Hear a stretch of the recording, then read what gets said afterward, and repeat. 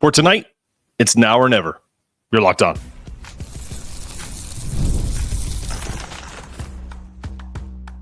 You are Locked On Yukon, your daily podcast on the Yukon Huskies, part of the Locked On Podcast Network, your team every day. Thanks for making Locked On Yukon your first listen every day. We are free and available wherever you get your podcasts, on YouTube, part of the Locked On Podcast Network, your team every day. Before we dive into today's show, I want to take a moment to thank you for all of your support. We're at 10,100, almost 10,200 subs right now on subscribers on YouTube, and we're super excited about that. We're proud to say we're the only daily podcast covering both the UConn men's and women's basketball programs, the hoops capital of the world, and we're thrilled to bring you the coverage you deserve. Today's episode is brought to you by Game Time. Download the Game Time app, create an account, and use the code LOCKEDONCollege for $20 off your first purchase. And to show our gratitude, we're giving back. We're donating 10% of our revenue to Husky Ticket Project, helping send kids to UConn games. That's one of my favorite things ever. Hope everyone's getting to go to hockey games, basketball games, everything. All right, welcome to Locked On. You know me as your host every day. Shout out to my everydayers. I'm Mark Sinetto. As the Elvis song goes, it's now or never. And honestly, that's exactly where UConn stands as they head to Omaha. They're there. They're there today. They traveled yesterday. A place that's been nothing short of a house of horrors for the Huskies. Let's not sugarcoat it. It's never been easy to play there. I mean, I don't know what it is. Could be the rims feel tighter. Maybe they look higher. The crowd is drunk. They're on the court. For whatever reason, things just don't seem to click there, offensively or defensively. But if this team wants to change the narrative, just think about how things have flipped with UConn. This team started to get the national attention, not just because of Dan Hurley. You know, they go into Marquette, a team that was favored by 7, I believe, to start that game. They blow their doors off. Almost gave the lead away thanks to 27 turnovers. Still win the game by almost double digits. They win by 8. So they go from 25th in the country, hang on by a thread in the AP, to 19th. And everyone's like, myself included, we're making a run. And then you lose to St. John's, almost in the same fashion, where you get off to a big lead, turn the ball over 100 times, and it just doesn't go your way.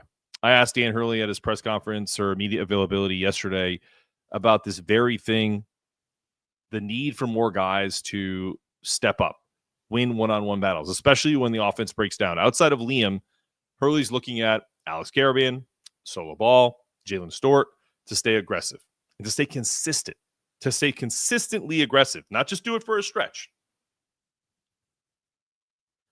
But it's not just about isolation.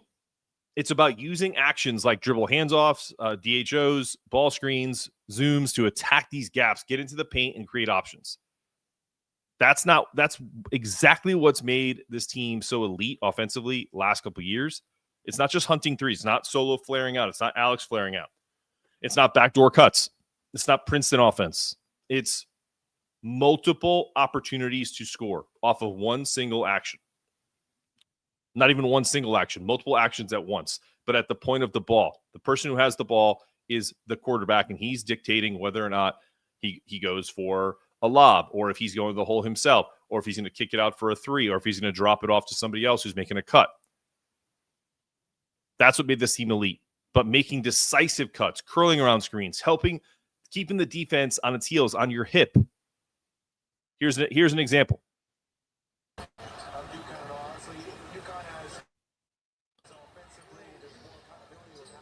All right, freeze it.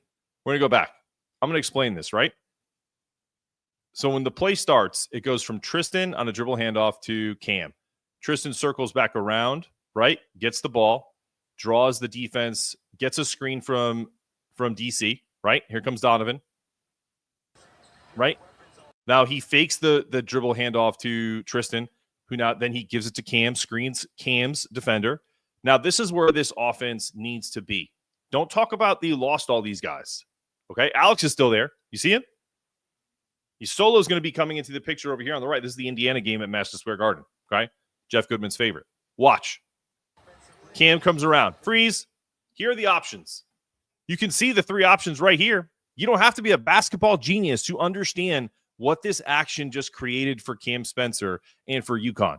You have Donovan Clingan to Cam's left in the picture, top screen. I know this is blurry, so if you're listening to this on audio, essentially what I'm showing them is, and anybody on YouTube, is Cam Spencer's just inside the paint by the free throw line to the left extended. He has 3 defenders behind him because of people worried about three-point shooters like Tristan Newton.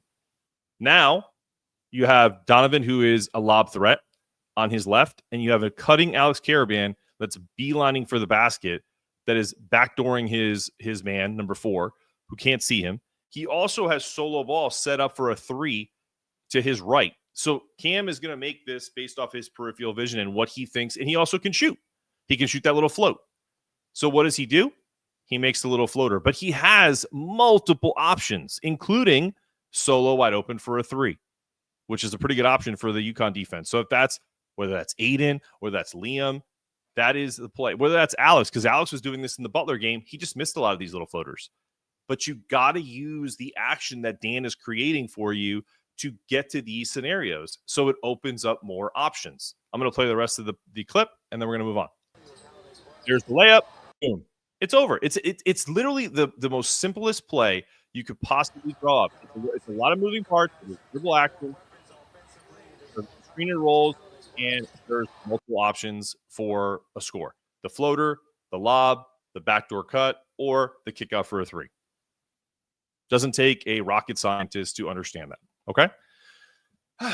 So, when it comes to the backcourt, Michael Cohen of Fox Sports was on the call, asked about Aidan Mahaney, Hurley's take. He's got qualities to do it. The plan was to put him on the ball in that same role I just showed you, and keep Hassan Diarra in the role where he's one of the best in the country as the 6th starter or the first guard off the bench.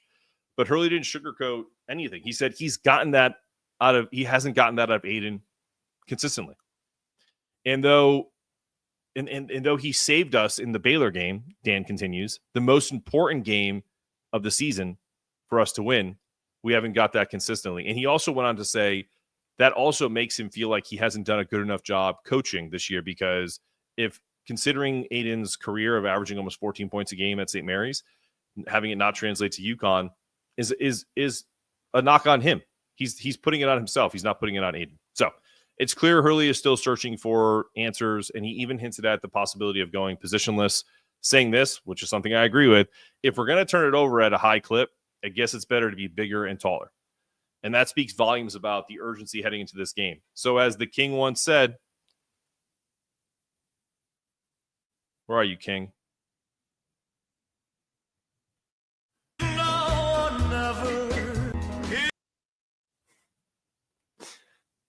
The King, my dad's favorite. Who's going to rise to the occasion? Will it be Karaban finding his rhythm, getting to the basket, shooting the ball a little bit better, solo adding to his shooting and getting into the paint at will? Or will Jaylin Stewart emerge as the X factor and continue that down that path? I think we know Liam will be ready. The guy was on a minutes restriction and was able to gut out 30-plus minutes and gave them 18 and 11 against St. John's. And can UConn finally exercise their Omaha Demons and get that elusive first win in the House of Horrors? We're going to break it all down for you here in the next couple segments. 9 p.m. tip, Omaha. We're not talking Peyton Manning. Don't forget our live reaction show into the evening. We'll be celebrating or searching for more answers against the Blue Jays.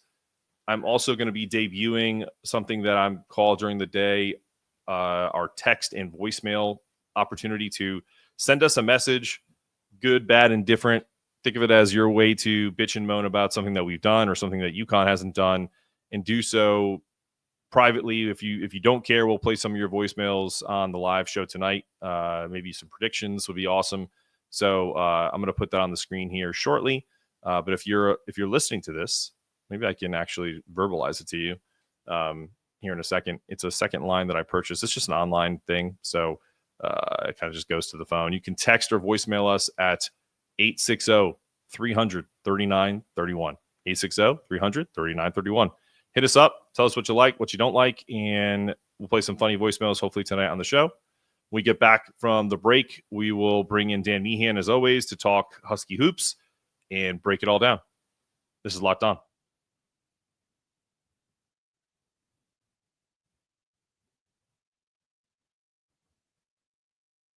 Oh, Wayfair. After the holiday hustle, there's nothing like giving your home a little TLC. I always find that decluttering and refreshing my space helps me get back into a routine. Whether you're tidying up or clearing out or just want to give your space a fresh new look, it's always good to use Wayfair. It has everything you need, and it's all within your budget. I've been on the hunt for some new furniture, and Wayfair's huge selection makes it so easy to find pieces that fit my style and budget. The best part, free, hassle-free delivery, even on the big stuff. Their site is super easy to navigate, and I found exactly what I needed in no time. So if you're ready to refresh your space, head over to wayfair.com right now. That's WAYFAR.com, wayfair.com. Wayfair, every style, every home. Check it out.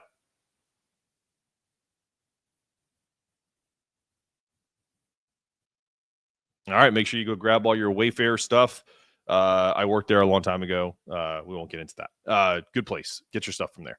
All right, let's bring Dan Mian into the program, owner, founder of Exit 68. Let's get him unmuted and ready to go. All right, Dan, I just did like a little bit of a monologue for what Dan is looking for from this team to kind of create off script, but also like within the framework of the offense. Dan had a comment where he said, you can't have as much action as we run. We run more action than anyone in the country. We still need someone to step up when things are off script. I agree with that 1,000%. But I also found some clips, and I'll play one that I showed where this is available for UConn because they still run this play. And I know the players are different, and I know that the sizes of people are different. But if you don't try it, we're turning the ball over anyway. So what's the difference? Is my point, right? So let's play it because you haven't seen it yet. I'll show you because I played it for the group, and I kind of broke down the options that Cam had. All right, so right, little dribble action, take it away, and the layup. What I was talking about earlier is this moment right here. Now, yes, is this player right here where my mouse is over? He's covering Tristan Newton. I don't know who the player that is. And you have Alex over here where they're probably going to try to stop the ball here. And maybe that kind of blows the whole thing up. Sure. But that's also where you got to get tighter around these screens. You know what I mean? Like, so this is one of these moments, right, where they stop right here. And now you have options. DC for a lob, Cam for a floater, which he takes, Alex for a drop-off little pass here. If this guy takes it away, then they throw it out to Solo for a three. So I say that to say this is there if they want it. And they got to try it. Agree or disagree?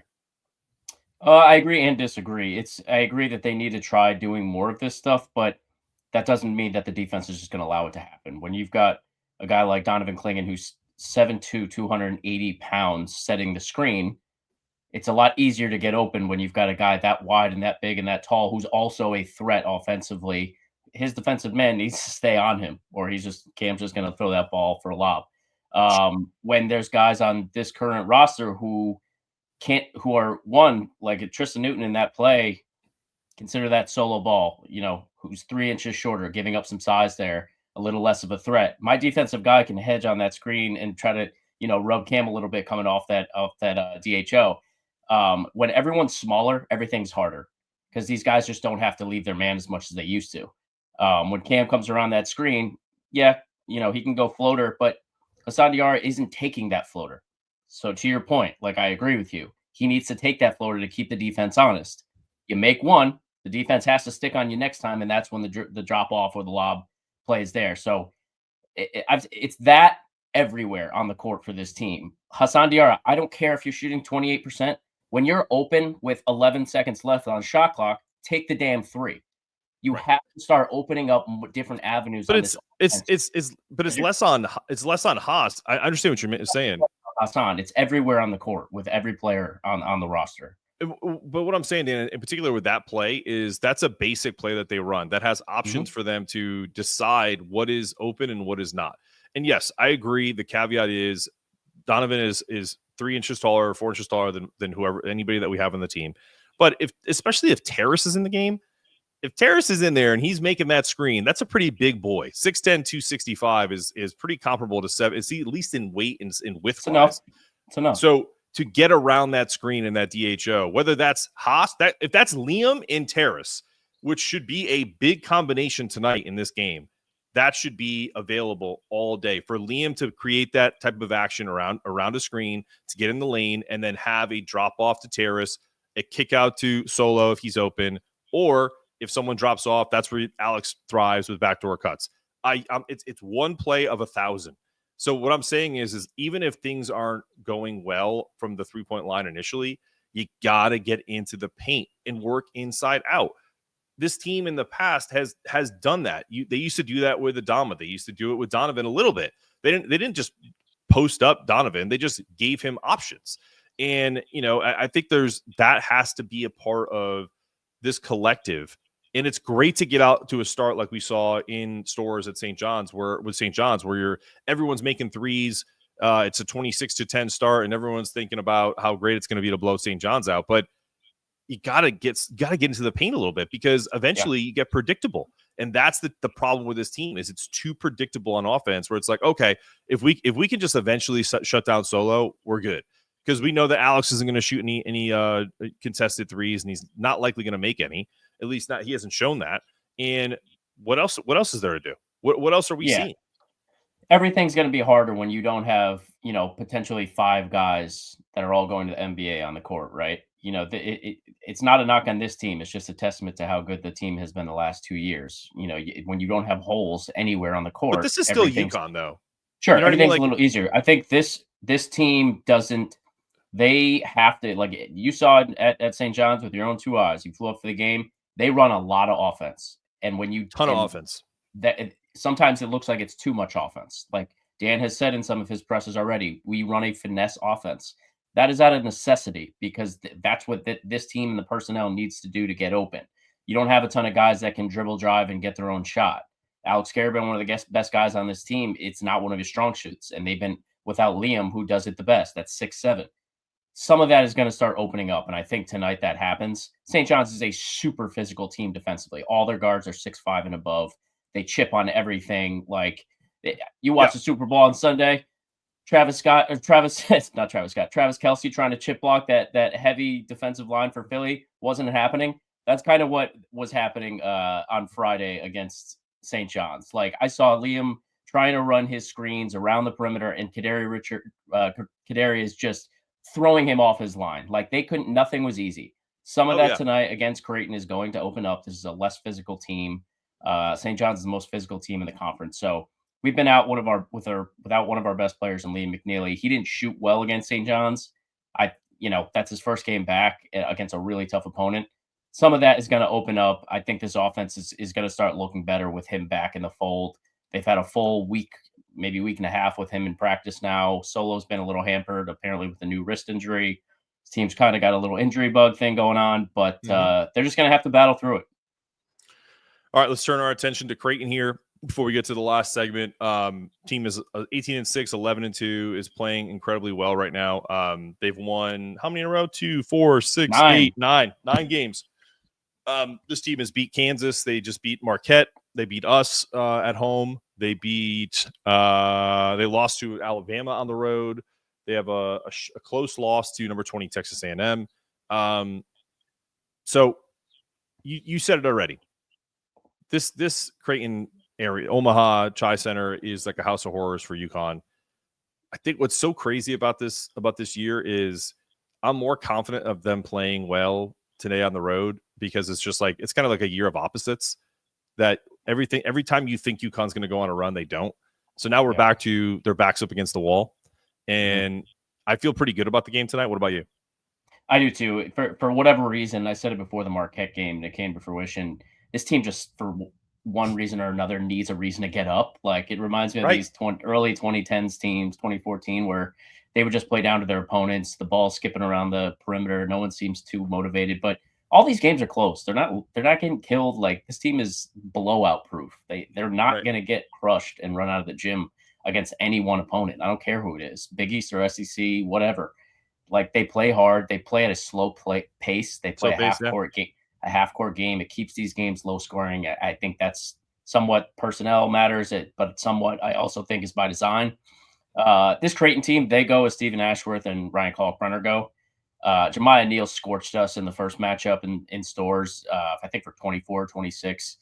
Something Lit crazy. it up from 3, and it was like, what the heck? We not shut down, but we slowed down their 2 best players, and they just have this third guy that came out of nowhere to kill us. And I think if they can just slow down, which I believe they can, Terrace Reed is going to be a big matchup for him. He played pretty well on Kalkbrenner. Kalkbrenner drew some fouls on Terrace in the second half that kind of even things out. But I like this game for Terrace. He was a monster against St. John's. Like, that's a tough matchup, and he's physically big enough. I don't think Sampson is for the Kalkbrenner matchup, whether or not Kalkbrenner has the worst offensive bag in the country.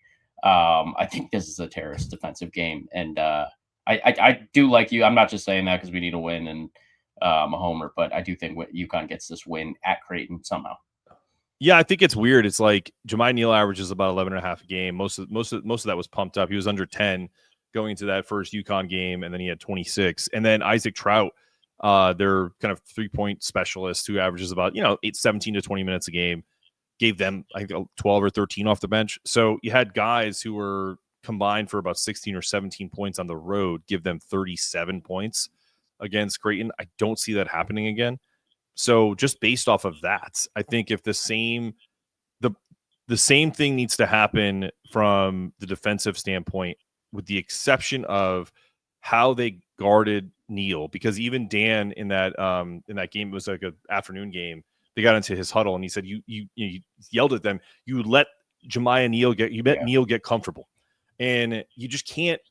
I said this in the Xavier game, and when you let a guy who is a serviceable 3-point shooter, someone that can make them, but is not like a pure shooter, get real comfortable and like, hey man, everything I throw up there is feeling good. I've felt like that before in my life, where it's like he's not the guy you want shooting 5 of 7 from 3. Yeah, but it's also but you can almost live with that when you shut down the other folks. But you, as a coach, you get frustrated because it's like he shouldn't be doing that. And we allowed that by kind of playing soft on him. So what I hope is that they do kind of get after him a little bit more, see if he can truly prove that he's as good as he was in Connecticut just a couple of weeks ago. So, all right, what do you think in terms of this positionless basketball before we get into kind of now or never, like where they're at in terms of like seeding and all that stuff right now?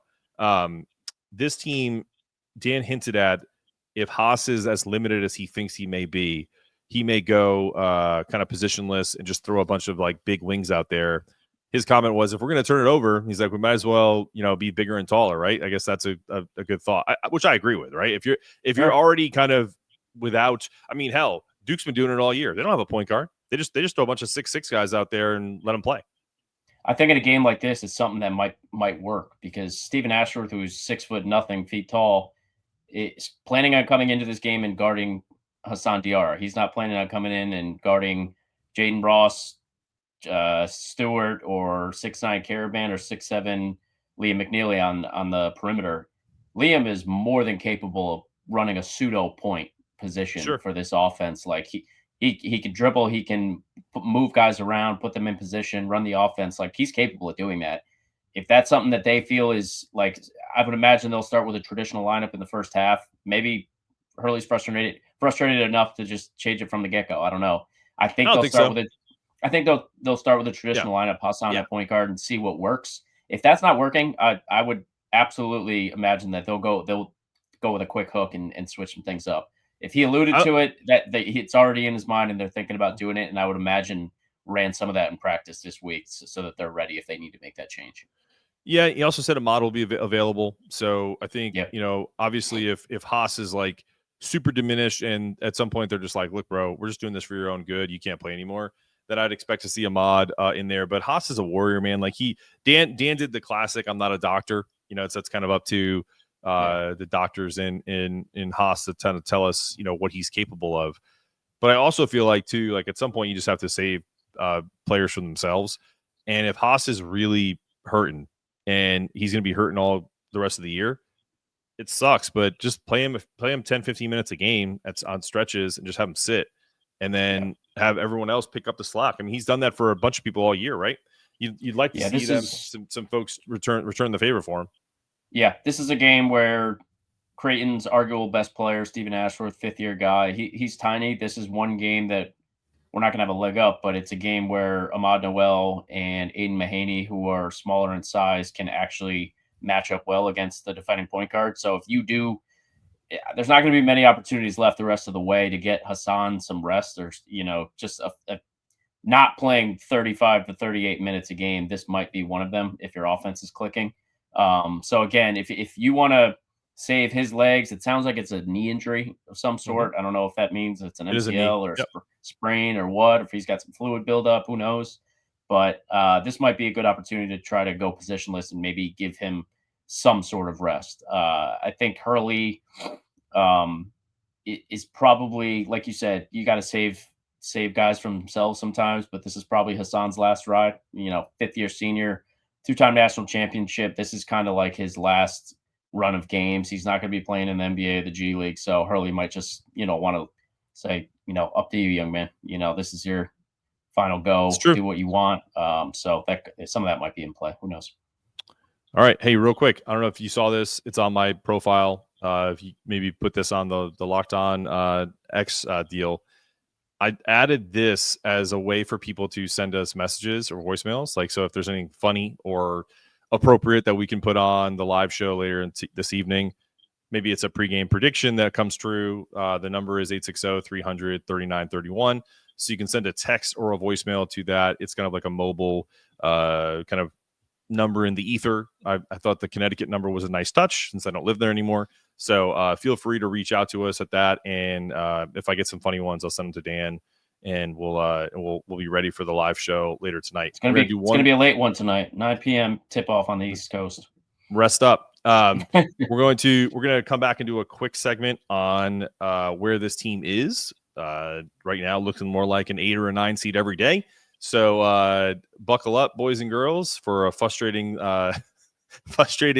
selection Sunday. But we'll talk about that after the break. All right, we're back on Locked On UConn. Your host here, Mark Zanetto, and my co-host, Dan Mian, owner and founder of Exit 68. All right, let's see where we're at in terms of bracketology. Where have you seen them as of late? I feel like the last time I looked, they were an 8 or 9 solid. I don't think anyone's dropped them to 10. I think there might be a few that have them at 10. What are your thoughts? I believe, had us as an 8 last week, but that was before the St. John's game. Yeah, they have. So on Evan Mia's team resumes, new feature, he's got UConn just quote unquote just in the field. So he's not even putting a 9 or 10 seed slap on them. They're just in right now. That doesn't mean they're one of the first 4 out or last 4 in. They're just in the field. I was on Basketball Reference last night, just looking through some of UConn's seeding history over the years. So UConn, we're coming in right now. We are we're 16-7, 7 losses. We highlighted on the show before. If you go into the Big East tournament with 8 losses, lose a game in the Big East tournament to bring you to 9 losses. If you're in that 8-9 loss range going into Selection Sunday, more than likely, like historically for UConn, that means they're a 5 to 7 seed. But if UConn, they've got 8 games to go, I believe. They're already at 7 losses. Like they're playing with fire a little bit here. And you every time it seems like UConn takes a step forward with a good win, the team that they beat loses 2 games in a row, and that win for UConn looks less and less appealing as time goes on. The Marquette loss, or the Marquette win at Marquette, looks less stellar today than it did the day they won. If we've got 7 losses, so hypothetically speaking, with 7 losses, 8 games to play, if they're somewhere in the range of like 11 losses, the last time that happened was 15-16. They lose in the second round. They were a 9 seed that year. I think they're probably somewhere in that range. Like, I don't think they'll be a 10 seed. I think there's a chance. I think you're right. I think there's a chance that we could end up getting a 6, but that's the ceiling right now, because I think we're going to be an 8 or a 7 right now, maybe a 9. I don't think you're going to get, I mean, if they get really squirrely and, maybe a 10, I don't think you're going to worry about the play-in game or any of that crap. I think 10 is like the floor, and I think 6 is the ceiling right now. I don't even want to be in the 5. So whatever, just 6, have us stay at 6, or if they're giving us championship etiquette because we go on a run and they want to give us a 4, sweet. But 6-4. They've had years like 21, 22 where they had 9 losses going into Selection Sunday, and they got a 5 seed. They're not going to get that. That was when the Big East was stronger just a few years ago. Right.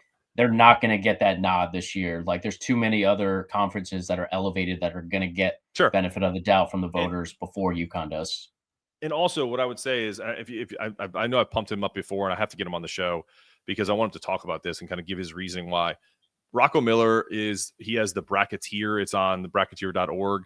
I know he does stuff with our nemesis, Field of 68. We won't hold him against him.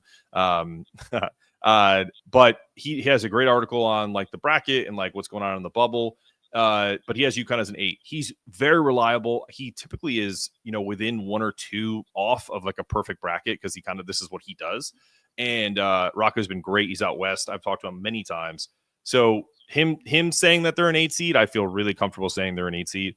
And honestly, with the way that they played, I felt like if they went on a run, you can't deny them kind of that championship credit of being like, all right, this team's starting to get it together. We should probably not give them the 8-9 because they're going to screw up someone's bracket and play a 1 seed and beat them.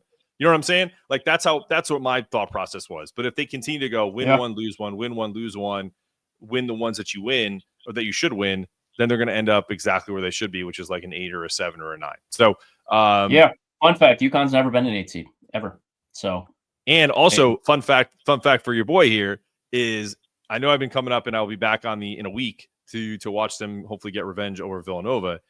But the prevailing theme, whether they're an 8 or a 9 seed in all these brackets, is that they play in the East region in Raleigh against an opponent, or if they win the game, they'll likely play Duke, who and also in Raleigh. So it would be fun for me to only have to drive an hour to go and cover them in an NCAA tournament, and then we'll worry about Newark if we can somehow get past that. You'll be behind enemy lines in that one. Oh, it'd be fantastic. I love it. I'll rock all UConn gear for the press conference. I don't give a rip. It'll be awesome. Aren't you not supposed to cheer in the listen, first off, I'm going to say something because you're not supposed to cheer in the press row, right? That's like the no. Let me tell you something because I probably won't see these guys again. The St. John's press corps had no problem having, speaking their bona fides about this St. John's team as they started to make a run, or when there was a foul that they didn't feel like was the right call for them. So I think the etiquette version of what the media used to be is kind of over, with the exception of like the Matt Norlanders who was there and he's very even keel. Shout out Matt, he's a cool dude. Or the Zags guy, Adam Zagoria, who's my good boy. I sat next to him. I just think that kind of thing was just funny to me because I'm sitting there going like, man, I thought I was not supposed to like say anything. So I got a little into it more in the second half. I won't lie. We had some good St. John's fans that travel well, kind of a few rows behind us, and I was up in 220 on the 99 banner, and not like chirping a little bit, but like respectfully, some respectful banter. The game was close the entire time, so it's like not one side couldn't really gloat too much one way or the other, but so just respectful banter. I turned around, just shook their hands, like, well done. One shout out one kid because we're in that 8 and 9 like section of the media there. I think he was in section 9, like right next to where like 220 and all that is, like just to the left of you or right to the right of you. There's a pause in the action. He looked over to the media, goes, "See a lot of red in there in that." And I was wearing my red Locked On UConn shirt. And I turned to him and he went, "Oh, my bad." He's like, "You don't have any Navy?" I was like, "I wanted to stand out. I wanted you to see it." And he was just like, "All right, fair." So rough night to wear red. No, I was fine with it. Got to be bold. But anyway, listen, appreciate you jumping on. And obviously tonight we'll rest up because I'll be up here getting prepared for this game. I'm doing this game tonight away from my children because I don't want to scare anybody. And I don't know. I have a good feeling, but I'm also cautiously optimistic. I think we need it though. I'm gonna send you off with a couple just like high level stats. Go ahead. Creighton favored by 3.5 in this one. They've won 9 games in a row. Kalkbrenner averaging 23 and 9 on 70, 46, 74 splits in the 9-game winning streak. 40th ranked offense, 30th ranked defense. They're good across the board, well coached. Committed the least amount of fouls of any team in the country. These guys don't look to get to the line against the squad. Not happening, especially not at home. It is $1 beer night in Omaha. as a crowd that's already always cranked up for away teams coming into town, it's going to be no different tonight. Let's go Huskies. There's another episode of Locked On UConn. I'm your host, Mark Zanetto. That's Dan Mian. Go Huskies. Go Huskies.